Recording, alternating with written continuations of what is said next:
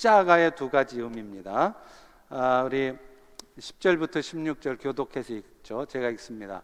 그의 죽으심은 죄에 대하여 단번에 죽으시며 그가 살아계심은 하나님께 대하여 살아계심이니 이와 같이 너희도 너희 자신을 죄에 대해서는 죽은 자요 그리스도 예수 안에서 하나님께 대하여는 살아있는 자로 여길지어다. 그러므로 너희는 죄가 너희 죽을 몸을 지배하지 못하게 해서 몸의 사역에 순종치 말고 또한 너희 지체를 불의의 무게로 죄에게 내주지 말고 오직 너희 자신을 죽은 자 가운데서 다시 살아난 자 같이 하나님께 드리며 너희 지체를 의의 무기로 하나님께 드리라. 죄가 너희를 주장하지 못하리니 이는 너희가 법 아래 있지 않고 은혜 아래 있음이라. 그런즉 어찌하리요? 우리가 법 아래 있지 않고 은혜 아래 있으니 죄를 지으리요? 그럴 수 없느니라. 다 같이 너희 자신을 종으로 내주어 누구에게 순종하든지 그 순종함을 받는 자의 종이 되는 줄을 너희가 알지 못하느냐? 혹은 죄의 종으로 사망에 이르고 혹은 순종의 종으로 의에 이르느니라. 아멘. 1907년에 있었던 평양의 대부흥, 이때만 해도요 장사하는 사람들은 예수 믿는 사람들이라고 하면 두말 없이 채용을 했다고 그래요. 그만큼 예수 믿는 사람들에 대한 세상 사람들의 신뢰가 있었단 말이죠. 자, 그런데 오늘날은 어떻게 됐죠? 그 반대가 돼버렸습니다. 세상 사람들은 더 이상 우리 그리스도인들을 별로 신뢰하지 않아요. 이민교회도 마찬가지더라고요. 제가 간혹 전도를 하다 보면 교회에 나가지 않는 한인들을 만나요. 그런데 그분들 중에 상당수는요 이미 교회에 다녀본 사람들이 적지 않습니다. 그분들은 교회 안에 성숙되지 못한 사람들 모습 때문에 시험에 들어서 교회를 떠난 거예요. 또요, 교회가 별로 심각하지도 않은 문제를 가지고 갈등하고 분열하는 그런 모습들을 보고 교회를 떠나게 된 것입니다. 이것은 우리 그리스도인들이 세상에 긍정적인 영향력을 별로 미치지 못하고 있다는 얘기겠죠. 물론 그런 연약함들이 우리에게 있기에 우리에게는, 여러분들에게는 여전히 예수님이 필요합니다. 그야말로요 예수님의 십자가가 아니면 오늘 우리 모두는, 목사인 저도 여러분도 하나님 앞에 나 이만하면 의로운 자죠 인정받을 수 없습니다. 또 의로운 자의 신분을 유지해 갈 수도 없어요. 그러나 그렇다 할지라도 적어도 그런 우리를 위해서 죄와 사망 가운데서 건져주신 은혜에 합당한 삶을 살기 위해서 내가 지금 노력하며 살고 있는지는 돌아보셔야 된다는 거예요. 매주 주일이 되면 이놈의 주일은 왜 이렇게 자주 돌아와 하면서 마지못해서 아무런 기대도 아무런 감사의 마음도 없이 형식적으로 이 자리에 와서 앉아있는 게 아니라 정말 그 은혜에 감사하는 마음으로, 하나님을 찬양하는 마음으로 내가 살아가고 있는지를 돌아보셔야 된다는 거예요. 그것이 여러분을 구원해 주신 하나님의 목적이고, 또 그럴 때 그런 여러분의 모습을 통해 세상 사람들에게 하나님이 영광 받으시기 때문입니다. 오늘 말씀은 바로 그런 부분에 있어서 여러분의 신앙생활에 도움이 되게 하려고 여러분 모두에게 십자가가 어떤 의미가 있는지를 말씀드리려고 하는 겁니다. 십자가를 통해서 예수님이 우리에게, 여러분에게 전달하고자 하는 메시지는 크게 두 가지예요. 먼저는요, 십자가는 여러분이 이미 너무나 잘 알고 있듯이 죄로부터의 구원을 가져왔다는 것입니다. 오늘 본문 11절에 보실래요? 이와 같이 너희도 너희 자신을 죄에 대해서는 죽은 자고 예수 안에서는 하나님께 대하여 산 자로 여길지어다. 죽지어다. 여러분, 여기서 죄에 대해 죽었다는 말이 이게 무슨 말이냐? 죄가 더 이상 여러분을 주관하지 못하는 상황이 되었다는 거예요. 다시 말하면 우리 모두가 죄의 세력으로부터 노임을 받아서 이제는 영원토록 자유를 누리는 상태가 되었음을 말하는 것입니다. 그렇게 된 이유가 뭐냐면 예수님의 십자가의 죽으심은요, 죄에 대해서 죽으신 것이되 단 한 번으로 영원한 효과를 갖는 단번에 죽으신 죽음이기 때문에 그렇다는 거예요. 10절의 말씀 보실래요? 그가 죽으심은 죄에 대해 어떻게 죽음이라고요? 단번에 죽으심이요. 그리스도의 십자가에서의 죽으심은요, 자신의 죄 때문에 죽어야 되는 필연적 죽음이 아니에요. 예수님이 십자가에 죽으신 것은 당신 자신이 죄가 있기 때문에 죄값 치르느라고 죽는 게 아니란 말입니다. 성부 하나님께서 자기에게 지어주신 자기 백성의 죄와 허물, 여러분의 죄와 허물을 위해서 죽으셨기 때문이라는 거예요. 그리고 그것은 무엇보다도 한 번에 영원한 효과를 갖게 하는 죽음이었습니다. 오늘 본문 10절에 보면 이 죽음을 단번에라고 그랬잖아요. 이 단번에가 영어 성경에 보면 once for all 이라고 돼 있어요. 한 번에 모든 것을 해결했다는 거예요. 한 번의 죽음으로 영원토록 효력을 갖는 죽음이라는 겁니다. 이 단번에라는 표현은 구약의 속죄 제사 규례와 밀접한 관련이 있어요. 아시다시피 구약 시대에는요, 제사장들이 백성들을 위해서 1년에 한 번씩 제사를 드려요. 그리고요, 백성들조차도 자기가 죄를 짓잖아요. 그 죄를 용서받고 싶잖아요. 그러면 제물을 가지고 제사장과 함께 하나님 앞에 나가서 제사를 드려야 돼요. 그래야 죄가 용서되어져요. 그러니까 그 제사는 계속 죄를 지을 때마다 계속 드려야 되는 반복적인 제사였어요. 그런데 예수님은 구약시대의 대제사장들이 반복적으로 드린 제사 대신에 죄가 없으신 자기 몸을 제물로 드린, 오직 한 번만 드리면 영원토록 효과를 갖는 제사를 드리셨기에 그분의 제사는 모든 구약의 제사를 완성시킨 겁니다. 그래서 이것에 대해서 히브리서 10장 10절 12절은 이렇게 설명해요. 예수 그리스도의 몸을 단번에 드리심으로 말미암아 여러분들이 거룩함을 얻었대요. 그런데 이 죽으심은 제사장들이 자주 같은 제사를 드리지만 이 제사가 항상 죄를 없게 하지 못하지만 오직 그리스도께서는 죄를 위해서 단 한 번의 영원한 제사를 드리시고 이 한 번으로 모든 죄의 문제를 해결하시고 하나님 우편에 앉으셨다는 거예요. 이처럼 그리스도께서 십자가에 흘리신 피는 구약의 모든 피를 흘리는 제사의 최종판이고 완전하고 영원한 제사였습니다. 그래서 우리 그리스도께서는 구약의 제사장처럼 계속해서 반복해서 제사를 드리지 않아도 돼요. 다시 말하면 그리스도 안에 있는 우리 모두를 영원토록 그 죄로부터 자유케 하시는 그런 제사를 드리셨다는 것입니다. 그리고 그 결과 어떤 일이 벌어졌느냐? 여러분은 오늘 예수를 믿는, 예수의 은혜를 입은 여러분은 살다 보면 죄도 짓잖아요. 나쁜 짓도 하잖아요. 그런데 그런 어떤 죄에 대해서도 율법을 따라서 그 죄에 대한 대가를 치르지 않아도 됩니다. Why? 14절이 그렇게 말해요. 죄가 너희를 주장하지 못한다는 거예요. 이제 너희는 더 이상 법 아래, 율법 아래 있지 않고 하나님의 은혜 아래 있기 때문이라는 거예요. 할렐루야, 할렐루야. 모든 죄로부터 자유케 되셨음을 감사하시기 바랍니다. 자, 그러면 이제 모든 죄로부터 나 자유해졌으니까 마음대로 죄 짓고 살아도 되겠네. 육체의 욕심을 따라 세상을 쾌락을 쫓으면서 그렇게 살아도 됩니까? 절대로 그럴 수 없습니다.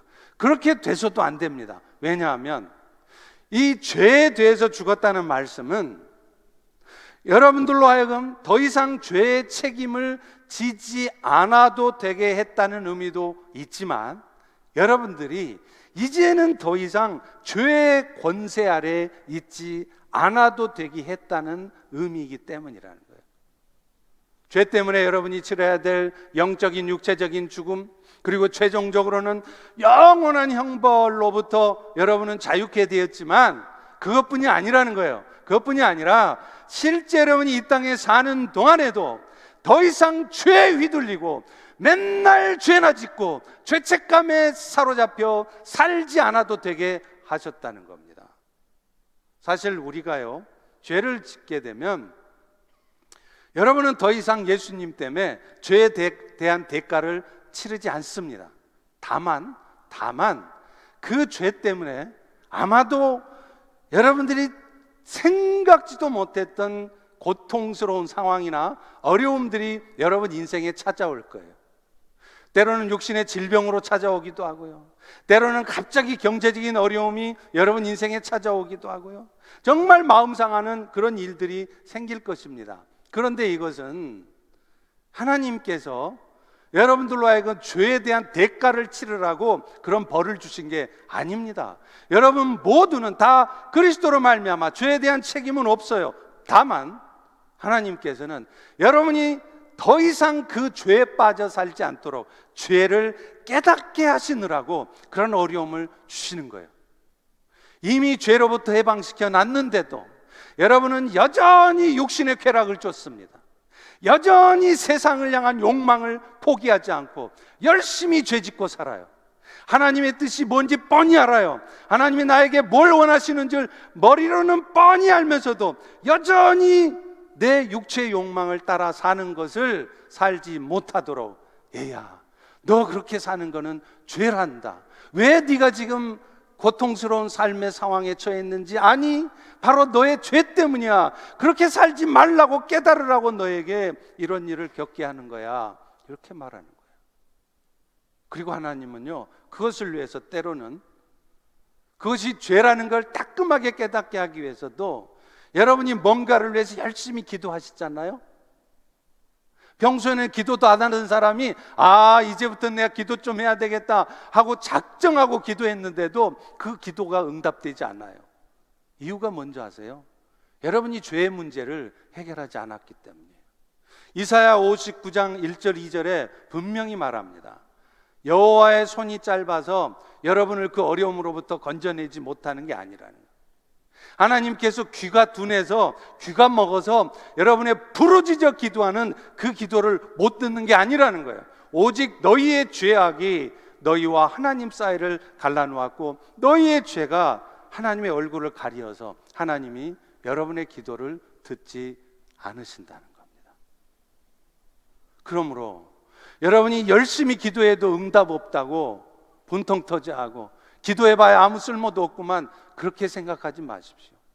혹여 내가 내 욕심 채우느라고 열심히 기도는 하지만 정작 내가 잘못된 삶으로부터 돌이키지는 않고 하나님의 뜻이 뭔지 뻔히 알면서도 여전히 세상을 향하여 내 육체의 욕심을 따라 살아가면서 이거 해주세요, 저거 해주세요 하고 기도하고 있지는 않는지 돌아보셔야 되는 거예요.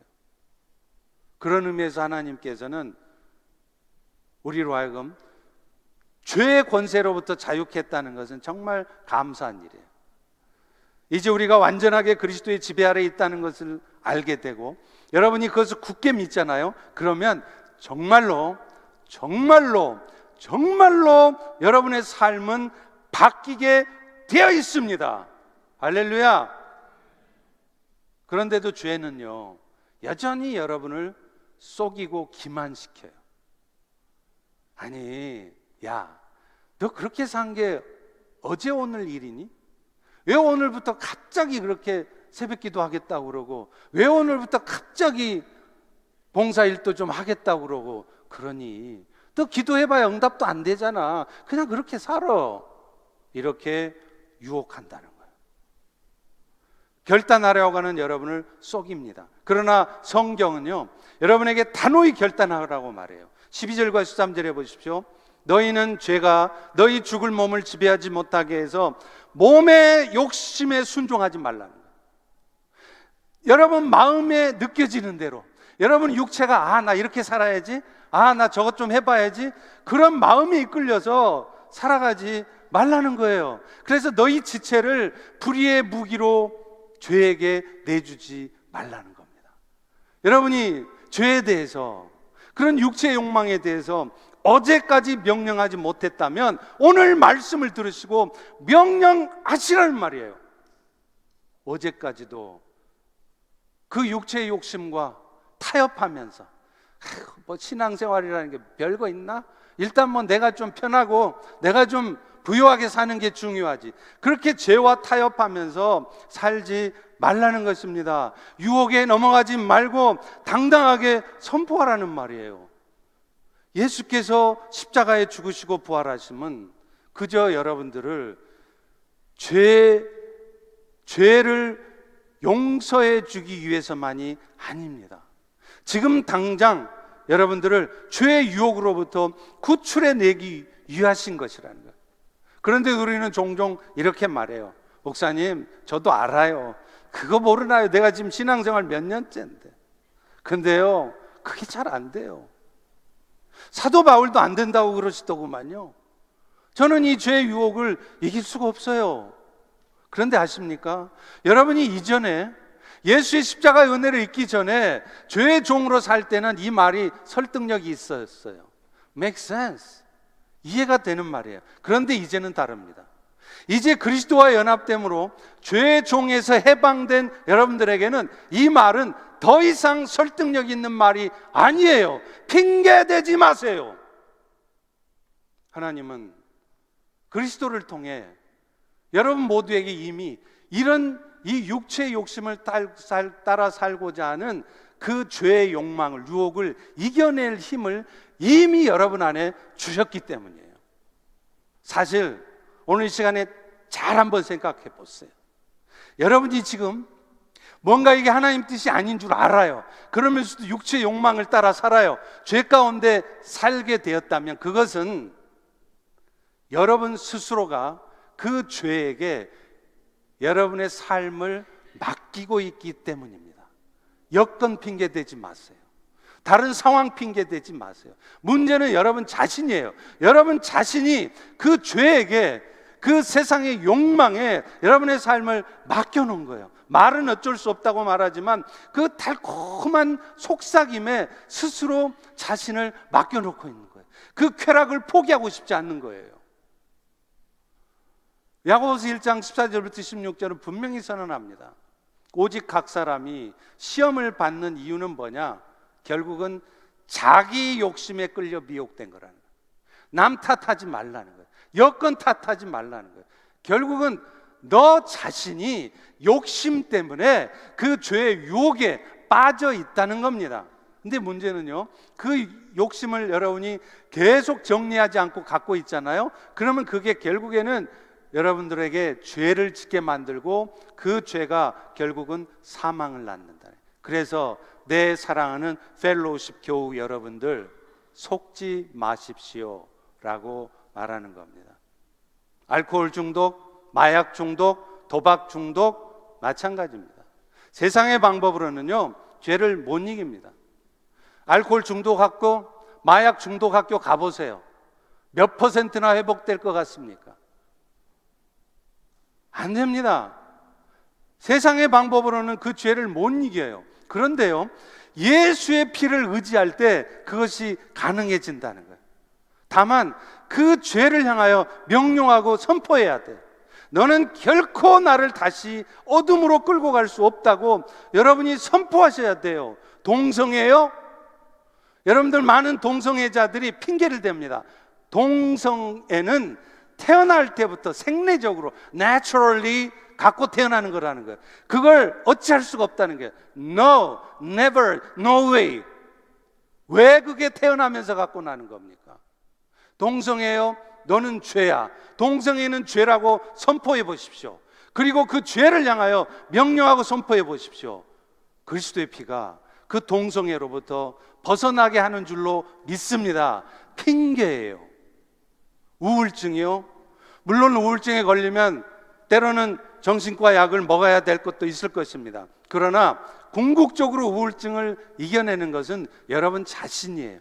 여러분이 더 이상 그 우울한 마음 가운데 여러분 마음을 빼앗기지 않으셔야 된다는 거예요. 그 우울한 마음 가운데 끌려가지 않을 것이라고 선포하고, 그럴 때 여러분은 그것을 극복할 수 있습니다. 자꾸만 보혈에 의지하지는 않고 마음으로부터 밀리는 거예요.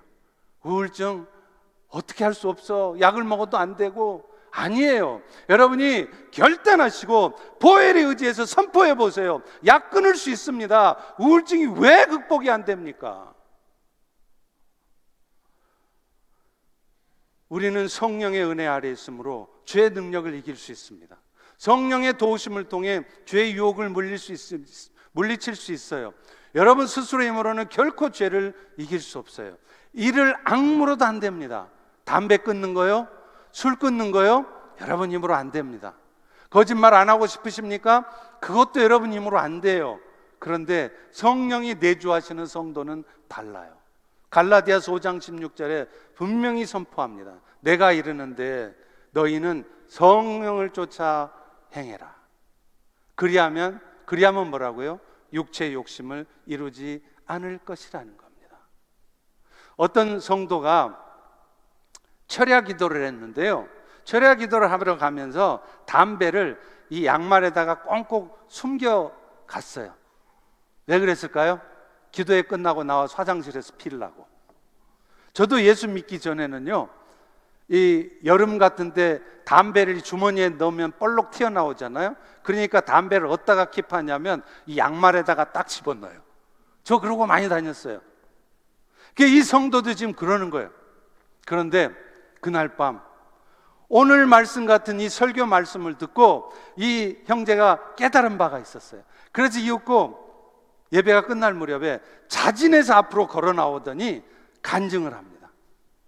자신도 오늘 성령의 도우심을 통해 담배를 끊을 수 있다는 확신을 갖게 되었다는 거예요. 그러면서 여러분, 제가 성령의 도우심으로 담배를 끊을 수 있도록 함께 기도해 주십시오. 그렇게 믿음으로 선포했어요. 그 다음 날부터 무슨 일이 벌어졌냐? 이분이 40도가 넘는 고열로 일주일을 알아두었대요. 열이 나니까요, 담배를 피울래야 피울 수도 없었고, 피우기만 하면 담배 맛이 너무 써서 그 이후로는 피우고 싶은 생각조차 안 나더라는 거예요. 여러분, 담배 피는 게 뭔 죄요? 뭐 담배 그 정도 필 수 있는 거지.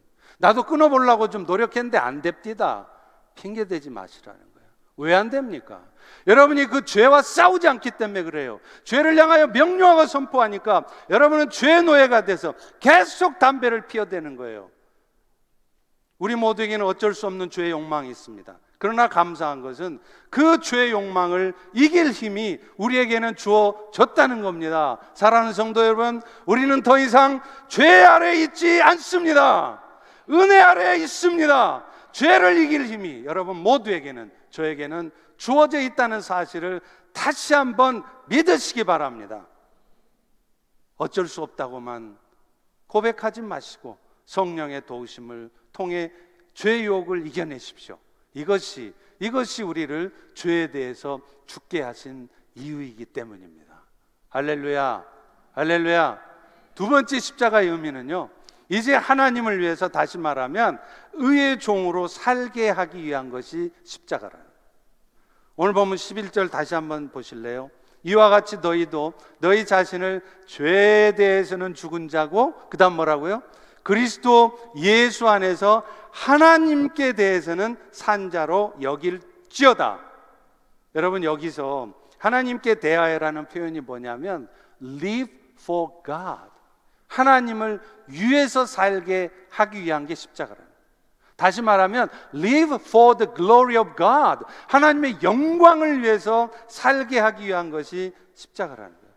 우리 옛사람은요, 너나 할 것 없이 하나님을 떠나서 영적으로는 죽어 있었어요. 그래서 본질적으로 여러분은 죄에게 종노릇하는 사람이었습니다. 바람에 밀려서 이리저리 끌려다니는 돛담배처럼요, 맨날 죄에 휘둘려 살아요. 그러면서도 아이고 내가 또 죄한테 졌네, 또 내가 음란마귀에 빠졌네, 내가 또 거짓 유혹에 빠졌네, 맨날 이러고 한탄하는 거예요. 그래서 여러분의 삶에는 결과 평안과 생명이 아니라 고통과 영원한 멸망이 있었습니다. 그러나 이제 우리는 그리스도와 연합됨으로 더 이상 죄 아래 있지 않습니다. 여러분은 더 이상 죄씨 집안 사람들이 아니란 말이에요. 여러분은 이미 예수님으로 말미암아 의씨 집안이 되었는 줄로 믿습니다. 그런데 여러분이 의씨 집안 사람이 된 이유가 뭐예요? 여러분이 노력해서요? 열심히 살아서요? 아니에요. 여러분 실력으로는 절대 의씨 집안으로 시집갈 수가 없습니다. 여러분의 신랑 되신 예수님께서 once for all, 단 한 번의 죽으심으로 여러분의 모든 죄의 문제를 해결하셨기에 오늘 여러분은 더 이상 죄씨 집안이 아니라 의씨 집안이 되었다는 거예요. 헬라어로 속전이라는 게 헥사고라센이라는 건데, 이게 뭐냐면 고대 시대에 주인이 노예를 살려면요 값을 지불해야 돼요. 근데 예수님도 자기의 피값을 지불함으로 해서 여러분을 그 죄의 노예였던, 맨날 죄짓고 살고 맨날 세상에 빠져 살던 여러분을 피값을 지불하고 여러분 예수님이 사신 겁니다. 그렇다면 이제 의씨 집안 사람이 되었으면 여러분은 어떻게 살아야 될까요? 그것은 보다 적극적으로 의의를 짓는 사람으로 살아가야 된다는 거예요. 오늘 보면 13절에 한번 보실래요? 죄의 종에서 해방된 우리들에게 의의 종으로 살라고 말하는데, 너희 지체를 불의의 병기로 죄에게 드리지 말고 너희 자신을 죽은 자 가운데서 다시 산 자같이 하나님께 드리며 너희 지체를 의의 병기, 의의 무기로 드려라는 것입니다. 사랑하는 성도 여러분, 그리스도와 연합된 성도의 삶은 단순히 죄에 안 지면 되는 게 아닙니다. 어찌 보면 예수님께서 여러분을 위해 십자가에 죽으신 것은 단순히 이제는 더 이상 죄에 빠져 살지 않게 하려고 한 게 아니란 말이에요. 죄에 빠져서 살지 않을 뿐만 아니라 이제는 돌이켜서 의를 짓는 삶을 살게 하기 위함이라는 거예요. 제가 증거를 대볼까요? 에베소서 4장 28절에 보면 바울이 이런 말을 해요. 도둑질하는 자는 다시 도둑질하지 말라. 성경은 거기가 끝이 아닙니다. 도둑질했던 자가 내가 은혜 받아가지고 내가 도둑질 안 하면 되겠구나, 나 도둑질 안 했어요, That's all, 아니라는 거예요. 도둑질 안 한 걸로 끝내지 말고 돌이켜서 뭐 하라고요? 가난한 자에게 구제할 수 있도록 자기 손으로 수고해서 선한 일을 하는 데까지 나가라는 것입니다. 어젠가 그제 우리 이 지역에 한인 분 한 분이 집에 불이 났어요. 그래서 아무것도 갖고 나오지 못해서 그냥 호텔 같은 데 가서 급하게 거기 가셨다 그러더라고요. 이 소식을 듣고 저희 권사회 또 우리 지역사회 봉사부 구제팀에서 불이 나게 모여가지고 그분들을 위해서 죽도 쏟아드리고 필요한 물품도 공급해 주시느라고 수고해 주셨어요. 저는 그런 여러분들 모습에 얼마나 감사했는지 몰라요. 저 도둑질 안 했어요. 저 죄 안 지었습니다. 그걸로 끝이 아니란 말이에요. 그걸로 끝이 아니라 더 나가서 뭐를 해야 되느냐면, 여러분이 열심히 돈 벌어가 그 돈 가지고 가난한 자들을, 어렵고 힘든 형편에 있는 자들을 찾아가서 돕는 것, 그것이 의의 종으로 사는 것입니다. 거기까지 가라는 것이에요. 그걸 위해서 예수님은 십자가에 죽으셨다는 것입니다. 실제로 그렇습니다. 의를 지으며 살아가면요, 여러분은 나도 모르게 죄를 안 짓게 되는 것을 발견하게 될 거예요. 자꾸 죄 안 지으려고 생각할 것이 아니라 의를 지으려고 생각해 보세요. 맨날 술 안 마시려고 그러지 마시고요, 맨날 죄 안 지으려고 그러지 마시고요, 술 냄새 펄펄 풍기고서라도 교회 나오셔서 봉사하는 일에 한번 조인해 보세요. 술 냄새 펄펄 나도 성경 공부 모임에 나와서 의를 짓는 일에 함께 해보시라고요. 어느 순간인가 이게 죄구나, 내가 이따위로 살면 안 되겠구나, 술 끊어야 되겠구나, 이렇게 죄 짓는 삶을 살면 안 되겠구나 결단하게 되는 거예요. 여러분, 권투 선수들이 하는 말이 있죠. 최선의 방어가 뭐라고요? 공격하는 거예요. 죄를 짓지 않는 방법, 내 죄 안 지어야지, 죄 안 지어야지, 그러면 여러분은 죄 짓습니다. 죄 안 지어야지 하지 마시고 의를 지어야지 해보세요. 죄를 지을 망정, 술 냄새 펄펄 날 망정, 의를 짓는 일에 여러분의 몸과 마음을 들여보시라고요. 어떤 일이 벌어지나. 그것이 죄를 이기는 방법이고 또한 의를 짓는 방법인 겁니다. 신경정신과 닥터들의 말에 의하면요, 정신병원에 오는 사람들 중에는 아이가 셋 있는 사람들은 거의 없대요. 믿어지십니까? 근데 우리는 아이 셋, 넷 키우면 뭐라고 그러죠? 애 키우느라고 미치겠다는 거예요. 미안하지만 정신과 닥터 한 말입니다. 애 셋 키우면 미칠 여유가 없습니다. 안 미칩니다. 애 키우느라고 정신이 없어서 미칠 이유가 없다는 거예요. 여러분이 의를 짓는데 정신이 팔려 보세요. 죄 지을 생각이 안 나요. 근데 의를 짓는 일은 신경 안 써요. 그거는 교회 안에 헌신된 사람들, 중직자들이 하는 일이고 장로님들이 하는 일이 나하고는 상관없어. 그러면요, 여러분은 아무리 죄 안 지려고 해도 죄 짓습니다. 근데 의를 지으려고 하면 나도 모르게 죄를 안 진다는 거예요. 그렇다면 의를 이룬다는 말은 무슨 말일까요? 하나님의 의를 함께 이루어가는 자로 산다는 것을 말하겠죠. 성경에서 하나님의 의라는 게 뭐냐? The righteousness of God. 이것은 뭐냐면 하나님을 떠나서 죄 가운데 살 수밖에 없는 죄인들을 하나님의 자녀 삼아주시는 하나님의 은혜로우신 성품, 이게 하나님의 의, the righteousness of God의 뜻입니다. 그러니까 여러분이 의의 종으로 산다는 건 뭐냐면 세상의 사람들이 하나님의 자녀 되게 하시는 그 일에 여러분이 동참하는 것이에요.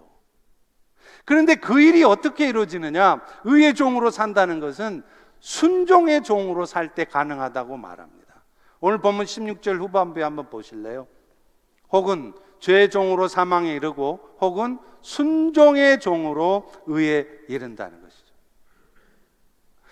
하나님의 의를 짓는 의의 종으로 산다는 게 구체적으로 뭐냐? 그게 뭐냐면 순종의 삶을 살으라는 것입니다. 대표적인 예가 뭐죠? 예수님 아니에요? 예수님은 이 하나님의 의, 죄인들을 하나님의 자녀가 되는 하는 일을 위하여 십자가에 죽으셨어요. 근데 막상 그 일을 하려고 하다 보니까 육신을 입고 있던 예수님도 두려움이 찾아오는 거죠. 그래서 감난산에 가서 예수님이 기도할 때 뭐라고 그랬죠? 아버지여, 할만하시거든 저로 하여금 목자를 하지 않아도 되게 하옵소서. 아버지여, 할만하시거든 내가 그 부장 안 해도 되게 하옵소서. 예수님도 그렇게 기도하셨어요. 그런데 어떻게 바꿨죠? 주여, 내 뜻대로 마옵시고 하나님이 원하시면 하나님의 뜻대로 하옵소서. 말씀에 순종했습니다. 의의 종으로 산다는 것은 복잡하게 생각하지 마세요. 간단해요. 말씀대로 사는 거예요. 말씀대로 살려고 하다 보면 나만 망할 것 같아. 나만 내 마음대로 못 살고 내가 갖고 있는 이 많은 꿈들을 다 포기할 것 같아. 그래도 말씀하시면 그 말씀에 순종해 보는 거예요. 그게 의의 종으로 사는 거예요. 맨날 내가 주 뜻대로 살겠습니다, 주님 찬양합니다 하면서도 막상 자기 삶 속에서는 결국에는 자기 마음대로 해요. 자기 욕망대로 해요. 말씀대로 안 사는 거예요. 그래서는 여러분이 의의 종으로 살 수 없습니다. 그리고 그 말씀에 순종하기 위해서는 여러분에게 필요한 것은 절대적으로 하나님을 신뢰하셔야 돼요. 여러분 눈에 보기에는 이렇게 순종하다가는 아무것도 안 될 것 같아, 큰일 날 것 같아. No, 그건 여러분 생각이에요. 하나님이 말씀하시면 말씀대로 해보세요. 상황에 순종해 보세요. 하나님 붙여주신 사람 앞에 순종해 보세요. 어떤 일이 벌어지는가? 여러분의 그 순종의 마음을 보시고 하나님은요 정말로 하나님의 방법으로 일을 이루세요. 근데 우리는 열심히 하려고는 해요. 그런데 자기 열심으로, 자기 생각대로 열심히 해요. 그래서 상황 보니까 이렇게 하다는 큰일 날 것 같아요. 저 못합니다. 이러다는 큰일 납니다. 아니에요. 그건 여러분 생각이에요. 하나님께서 하신다고 하시면 내 생각과 좀 달라도 아멘 해보세요. 어떤 일이 벌어지는가요? 그게 순종의 종으로 사는 것입니다. 결과를 걱정하지도 마세요. 하나님은 여러분에게 결과를 요구하시는 게 아니에요. 뭐 대단한 어떤 결과를 원하시는 게 아니에요. 안타깝게도 오늘날 교회도 회사가 돼버렸어요. 그래서 어떤 일을 결정할 때는 그것을 했을 때 어떤 결과가 있을까를 자꾸 고민합니다. 그래서 결과가 없을 것 같잖아요. 그럼 안 해요. 여러분, 교회는 회사가 아니에요. 은혜의 공동체예요. 결과가 없어도 그것이 하나님이 기뻐하시는 일이면 해야 되는 거예요. 바울은요, 나는 심었고 아볼로는 물 주었을 때 자라게 하시는 이는 여호와시니라 그랬어요. 결과가 나오고 안 나오고는 여러분 책임이 아닙니다. 왜 여러분이 결과까지 생각하고 그 결과를 보고 어떤 결정을 하려고 하십니까? 여러분은 심으라 그러면 심으면 되는 거예요. 물 주라 그러면 물 주는 거예요. 결과가 없어도 괜찮습니다. 아무런 결과가 없어도 여러분이 말씀에 순종해서, 상황에 순종해서 하나님이 하시라는 걸 하고 있으면 하나님은 그걸로 기뻐하세요. 사무엘상 15장에 보면 사울왕이 아말렉 왕 아각을 무찌르는 사건이 나죠. 그때 하나님이 사울왕에게 명령하세요. 네가 아말렉을 무찌르거든 그들의 어떤 전리품도 취하지 말고 다 불에 태워버려라 그래요. 그런데 아시다시피 사울왕은 어떻게 했죠? 그 전리품들을 명령대로 불에 태우지 않았어요. 이 아까운 걸 왜 불태워? 이거 킵해서 이거 갖고 다른 데 써먹으면 얼마나 쓸모가 많은데 제사도 드릴 수 있잖아? 자기 나름대로는 선한 의도대로 어떤 결과를 내기 위해서는 그렇게 하는 게 좋겠다 싶어서 결국은 어떻게 했죠? 순종 안 했어요. 그런 사울에 대해서 사무엘상 15장 22, 23절에 보면 이렇게 사무엘이 말합니다. 여호와께서 다른 제사를 목소리를 청종하는 것 좋아하심 같이 좋아하시겠느냐? 순종이 제사보다 낫다. 사울왕이 하나님의 말씀을 거역한 이유는 다름이 아니라 나름대로는 하나님한테 더 좋은 결과를 만들어 보려고 한 거였어요. 그런데요, 하나님은 여러분들에게 결과를 요구하지 않습니다. 지금 여러분의 상황에서 결과가 없을지라도, 어떤 결과가 있을지라도 하나님의 말씀에 순종하는 것을 원하시는 거예요. 지금 이 상황이 나에게는 절망적인 것 같아도 아니야. 이런 상황을 통해서도 하나님은 선한 뜻을 이루셔. 그러니 내가 흔들리지 말아야지. 그러고서 여전히 있어야 할 자리에 있으시고 해야 될 일을 하는 거예요. 그게 순종의 종이고 그게 의를 짓는 겁니다. 누군가가 여러분 마음 아프게 하고 힘들게 해도 하나님이 때가 되시면 만져주시고 내 마음 아프지 않도록 해주실 거야. 사람을 받아내는 거예요. 그럴 때, 그렇게 순종하고 있을 때 하나님이 그분의 마음을 바꾸십니다. 이것이 의를 짓는 거예요. 지난 주간 어느 목사님으로부터 아주 재밌는 얘기를 들었어요. 이 목사님이 유럽 여행을 갔는데 호텔에서 아시아인으로 보는 여행객을 만났대요. 다 유럽 사람만 있는데 아시아 사람이 있어서 너무 반가웠답니다. 근데 가만 보니까 이 사람이 중국 사람 같더래요. 그래서 이 목사님이 당신 중국에서 왔냐? 이렇게 인사를 하려고 했는데 갑자기 입에서 툭 튀어나온 영어가 뭐가 나오냐면 Made in China? 이런 말이 나왔대. Are you from China가 아니라 Made in China? 뭐 틀린 말도 아니죠. 중국에서 만들어졌으니까. 이게 뭐예요? 자기 마음속에 늘 생각하는 것, 늘 품고 있는 것들이 톡 튀어나오는 거예요. 그죠? 그때 어느 사모님이 자기 간증을 해주시더라고. 이 사모님은요, 어려서부터 부모님에게 아주 철저히 신앙교육을 받으셨대요. 근데 그 어머니가 늘 입버릇처럼 하시던 말씀이 하나 있었답니다. 사실 우리가 저나 여러분이나 살다 보면 불평도 좀 하잖아요. 그죠? 그리고 뒷담화 까면 진짜 아주 통쾌하잖아요. 아닌가요? 뭘 아닌 척 그러세요. 그죠? 근데요, 이 사모님의 어머님은 그 딸 사모님이 뭔가에 대해서 불평의 말을 좀 하려고 한다거나 남에 대해서 부정적인 얘기를 하려고 그러면 그 즉시 말을 막으신대요. 그러면서 입에서 툭 뱉어내시는 말씀이 항시범 이런다는 거예요. 여러분, 항시범이 뭘 것 같아요? 눈치채겠죠? 항상 기뻐하라, 쉬지 말고 기도하라, 범사에 감사하라. 항시범 하면 이 딸이 막 불평의 말 막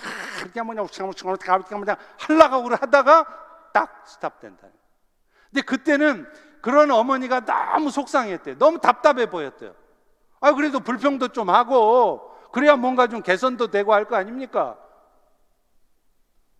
근데 이제 나이가 들고 자기도 인생을 정리할 나이가 되니까 자기 어머니가 자기에게 가르쳐준 항시범이 얼마나 감사한지 모르겠다는 거예요. 말씀을 맺습니다. 죄된 본성을 갖고 있는 우리 육신은요, 여전히 옛날 죄의 습성을 버리지 못하게 해요.